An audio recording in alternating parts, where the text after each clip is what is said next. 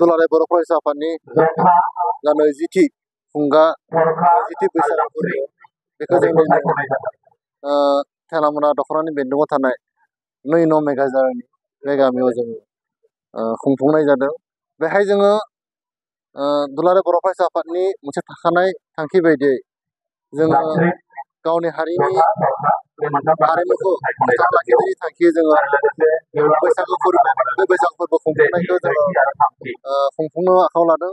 बेहाय जोङो बैसागु मोसानाय बादायलायनाय, बैसागु खुंग्रि मोसानाय बादायलायनाय, लोगोसे बैसागु जेवजा मोसानाय बादायलायनाय बायदिसिना हाबाफारिखौ जों बेहाय खुंफुंनाय जादों। लोगोसे देग्लाय मेट्रिक SSLC आनजादावहा जायफोरा बर' बिजों फरायनानै सेथि मासि होनो हादों बिथांमोनखौबो जों बेहायनो सुजुग सुबिदा लानानै जोङो बिथांमोनखौबो जों बेहायनो मानखौ बावदों। जोंनि दिनैनि खुंफुंनाय जिथु गाहाय हाबाफारिया जोंहा बेखिनियानो। जोङो जोंनि बर' हारिनि हारिमुखौ फोथांना लाखिनायजों लोगोसे जोङो बायदिसिना गुबुन हारिनि हारिमु जेरै झुमुर बायदिखौबो जों बेहाय हांख्रायनानै जों गावसोरनि जिथु हारिमु बे हारिमुखौ जोंनि बे बैसागो थिलियावहाय दिन्थिफुंनो थाखाय जों बिथांमोनखौ हांख्रायदों। बिथांमोनाबो जोंनि बे ओनसोलनि मेगाजिननि गामिनिनो मोनसे झुमुर हानजाया बेहाय जोङो दिन्थिफुंनाय मोनसे मोसानायखौ बिथांमोना मोसाफैदों। लोगोसे मेगाजिननि गामिजों लोगोसे जोंनि दख'रानि बायदि गामिनिफ्राय रायजो राजा बिथांमोनाबो जोंनि बे खुंफुंनायावहा बिथांमोना जोंनि बे बैसागो थिलि जिथु खुंफुंनाय बे हाबाफारियाव बाहागो लाफैनानै जोंखौ जाफुंसार होनो बिथांमोना मदद होदों। बेनिखायनो बे समाव आङो दख'रानो जानानै बिथां बयखौबो आङो गोसो गोरबोनिफ्राय साबायखर बावदों। लोगोसे जायफोर बिथां जोंनो दिनै बानजायनानै होबाय 2 नं मेगाजिननि गामिनि गामि जौगाखां आफाद, लाइमोन आफाद बिथांमोनखौबो आङो दख'रानिफ्राय साबायखर बावदों। जोबथारनायाव एसे गोबावब्लाबो आङो थेलामा दख'रानि जानानै गोदान बोसोरनि जिथु बैसागो बे बैसागोखौ बरायनायजों लोगोसे जाहाथे फैबाय थानाय समाव जाहाथे बयबो मोजाङै मोजां बारलांनो हाथों बेखौ आं आनान गसाइनि खाथियाव आर'ज गाबनानै बयनिसिमबो आङो गोदान बोसोरनि बैसागोनि हामलायथिखौ आङो जासिबाय। गोजोन्थों जासिहरबाय। थेलामारा दख'रा फरायसा आफादा फैयै देग्लाय 20थि बोसोरारि बैसागु मेला खुंथायखौ खुंदों। गेवलां बैसागु बादायनाय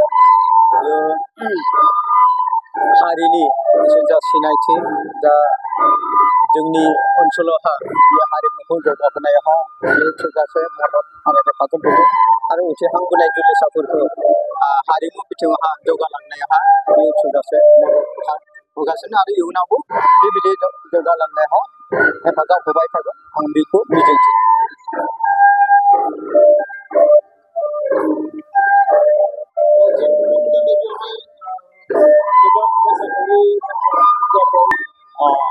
बे हाबाफारिया मोजां जादों। दा बेवहाय बैसागु मेला फोरबो खुंनायजों लोब्बा लाखिनानै फरायसा आफादा बे दख'रानि सिङाव थानाय जायफोर मेट्रिक आनजादावहा माने सेथि उथ्रिसारदों, सेथि जायगाहा उथ्रिसारनो हादों बिथांमोना मान बिलाइ आर'नाइजों मान बरायदों।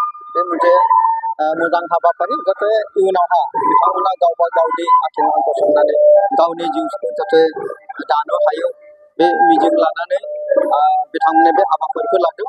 लोगोसेनो दिनै बे बैसागु मेलायावहा गोबां गामिनिफ्राय हान्जाफोर फैदों, बेवहाय मोसाफैदों जाहाथे बादायनाय मुगा हिसाबै बिथांमोना गावबा गावनि जा मोसानाय मुसुरनाय हारिमुनि जा रोंगौसार बेखौ बेवहाय दिन्थिफुंदों। जाहाथे बेनिफ्राय जोंनि बे ओनसोलजों जाहाथे सनितपुर जिल्ला आरो बर' माहारिनि हिसाबै जाहाथे हारिमु जौगाहोनायावहा अरायबो मदद होबाय थागोन बेखौ मिजिंथियो। बे गेवलां बैसागो मोसानाय बादायलायनायनि हाबाफारि बायदियै जोंहा थुनलाइ बादायलायनाय आरो लोगोसे मोसानाय बादायलायनाय बे मोननै हाबाफारिया जोब्बाय। आरो बेनि उनावहा बर'नि बिफा रुंसारि उपेन्द्रनाथ ब्रह्म बिथांनि मुसुखायावहा बिबार बावनाय आरो आलारि बाथि फोजोंनाय बेफोरबायदि हाबाफारिया जोंहा जोब्बाय। आरो लोगोसे दायो जोंहा हाबाफारि बायदियै दिनै बे 20थि रंजालि बैसागो मोसानाय बादायलायनायनि हाबाफारिखौ बेखेवनाय जादों।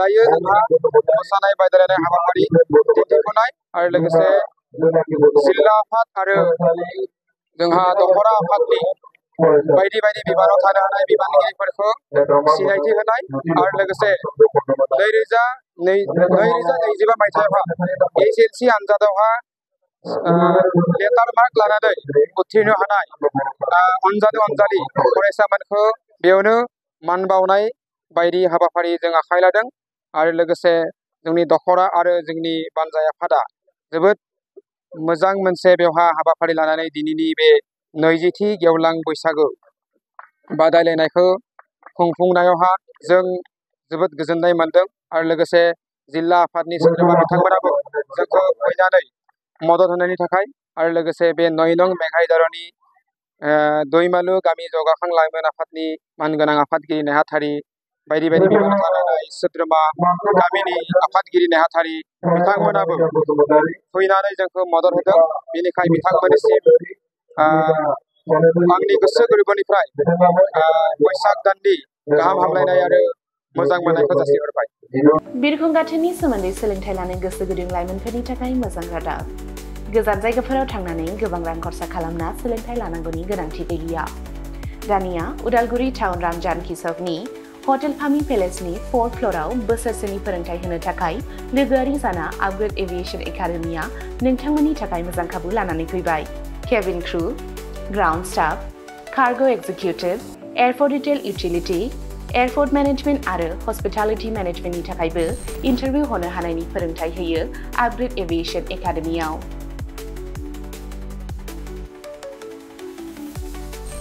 मुं थिसननायनि सायख'नाया 18 बोसोरनिफ्राय 22 बोसोर बैसोनि गेजेराव जानांगोन। गोसो गुदुं बिजाथिफोरा सोलाद लानो थाखाय स्क्रिनाव होनाय जानबुं अनजिमा 9678360226 आव कल खालामनो हागोन। जब प्लेसमेन्टआ 100% रोखा जागोन होनना मिथिहोदों आपग्रेड एभिएशन एकाडेमिनि सामलायगिरि बिथांमोनहा। बेजों लोगोसेनो बिरखं दावबायनाय, एभिएशन, दावबायग्रा थावनि टुरिज्म आरो आलासि सिबिग्रा थावनि हस्पिटालिटी बे मोनथाम फोथाराव रोखायै खामानि नागिरना होनो एबा प्लेसमेन्ट होनो हागोन होनना रोखा खालामना होदों एकाडेमि सामलायगिरि बिथांमोनहा।